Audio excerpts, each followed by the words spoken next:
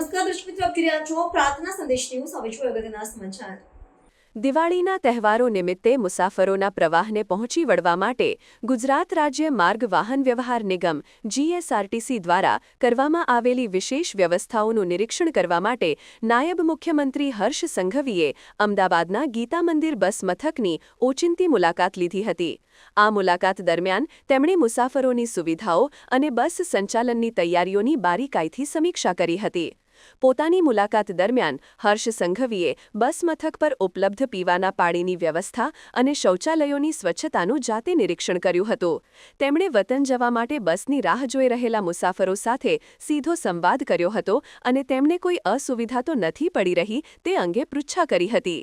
આ પ્રસંગે તેમણે નિગમના 36,000 જેટલા કર્મચારીઓ માટે ₹10,000 તહેવાર પેશગીની જાહેરાત કરીને કર્મચારીઓને દિવાળીની ભેટ આપી હતી, જેનો ઉપસ્થિત કર્મચારીઓએ હર્ષભેર સ્વીકાર કર્યો હતો. હર્ષ સંઘવીએ જણાવ્યું હતું કે દિવાળીના તહેવારોમાં નાગરિકો સરળતાથી પોતાના ઘરે પહોંચી શકે તે માટે રાજ્ય સરકાર કટિબદ્ધ છે અને તે માટે 4,200 વધારાની બસો દ્વારા 16,000 જેટલા વધારાના ફેરાનું આયોજન કરવામાં આવ્યું છે. તેમણે અધિકારીઓને સ્પષ્ટ સૂચના આપી હતી કે મુસાફરોને કોઈ પણ પ્રકારની તકલીફ ન પડે તે સુનિશ્ચિત કરવામાં આવે. આ મુલાકાત અને નિર્ણયો રાજ્ય સરકારના પ્રવાસીલક્ષી અને કર્મચારી હિતકારી અભિગમને દર્શાવે છે. પ્રાર્થના સંદેશ ન્યૂઝની તમામ લેટેસ્ટ અપડેટ્સ માટે ચેનલને હમણાં જ લાઇક, શેર અને સબસ્ક્રાઇબ કરો.